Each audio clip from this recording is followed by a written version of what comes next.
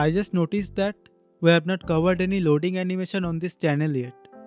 Honestly, most loading animations are pretty easy and easily achievable, which is why I never really made a video about them. But a few days ago, I came across a website on Awards that had a really beautiful loading animation. And honestly, it was quite complex as well. So I decided to recreate it completely from scratch. And this is what I achieved by using Next.js, GSAP and Smooothy. In this video, I'm gonna show you exactly how you can build the same thing from scratch. I will also attach the source code so you won't get stuck anywhere. So without wasting any more time, let's get started. Our layout.js is very simple. In the global CSS, I just added a small rule so user can't drag images or select them. In the page.js, I've imported a component called slider. Here we will build our entire vertical slider. At first, I'm creating an array called slides. This array will store all the data for our slider, like the image, size and the text that appears on the left and the right side. Next, I am creating a small helper function called getSize. This function checks the size of the slide and returns the appropriate height and width. If the size is tall, it returns a taller layout, otherwise it returns a wider layout. We start our layout by creating a full screen section with overflow clip. This section will wrap our entire layout. Then I am creating a div on the left center of the screen with fixed position and flex column layout. This div will hold two text elements. You can use any font size or styling you like. Inside it, I am adding two span elements. This span will display the top and bottom text from the first slide's left text object.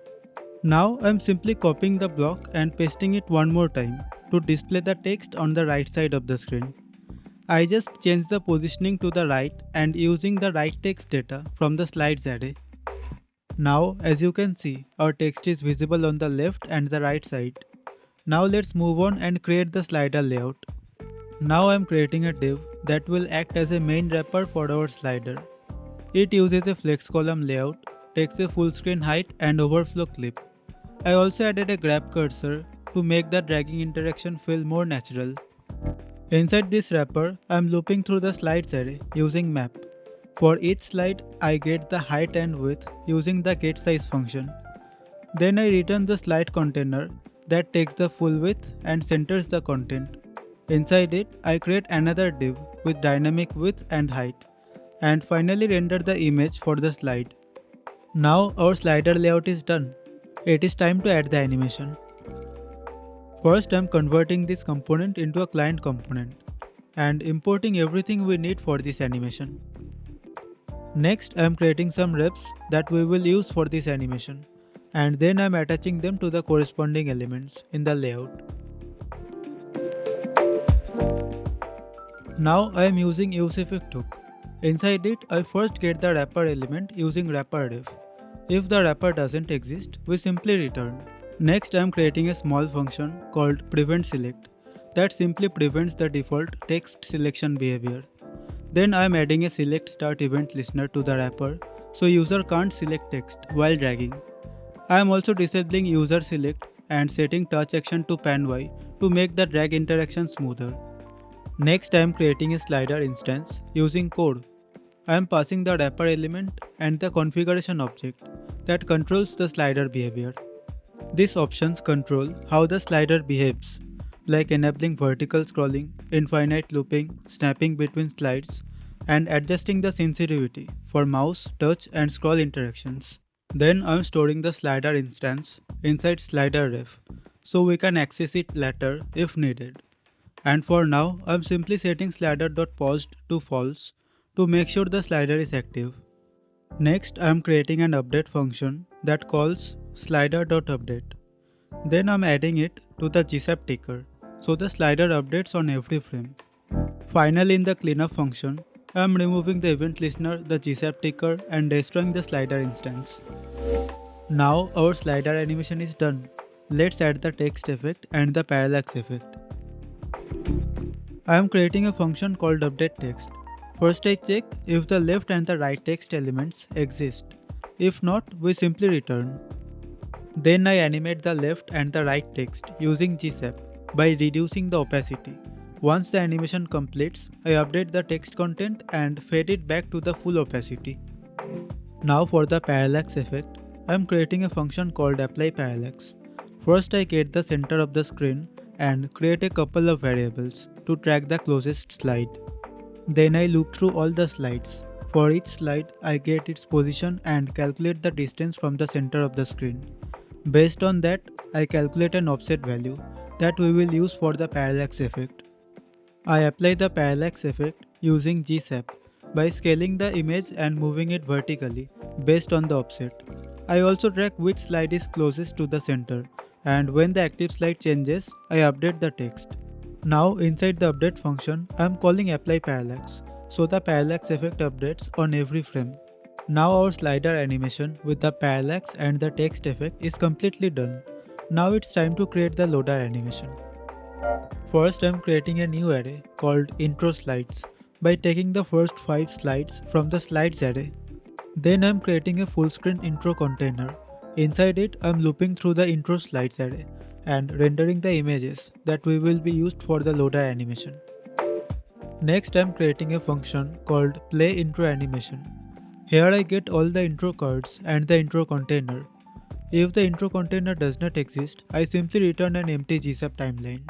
I am getting the viewport width and height and defining some values like the card size, gap and the center position of the screen.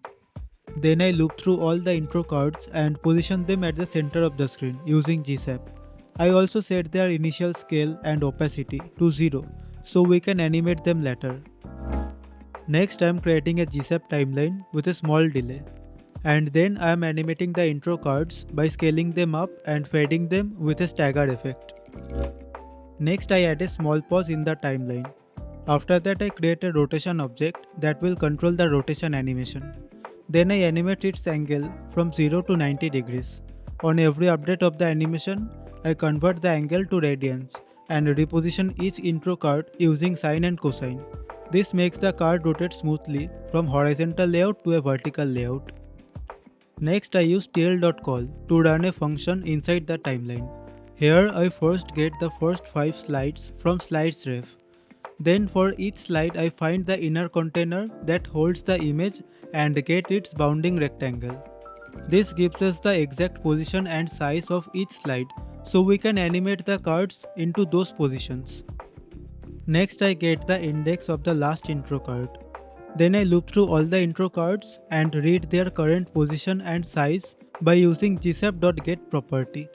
This gives us the current x, y, width and height for each card. After that I get the target position from the targets array. If the target doesn't exist, I fall back to the center of the screen with the default card size. Then I set the card's position and size to match the target slide. I also adjust the transform values so the cards visually stays at the same place. This setup allows us to smoothly animate the card from its current state to the target layout. Then I animate each card to its final position by resetting the transform values back to normal. I also add a small delay between each card to create a staggered effect.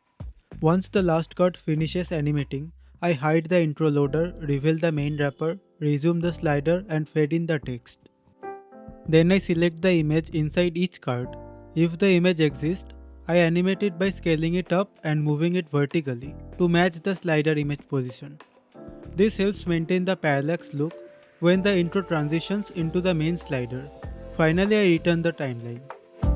Inside the use effect, I first hide the wrapper and the text using GSAP and pause the slider.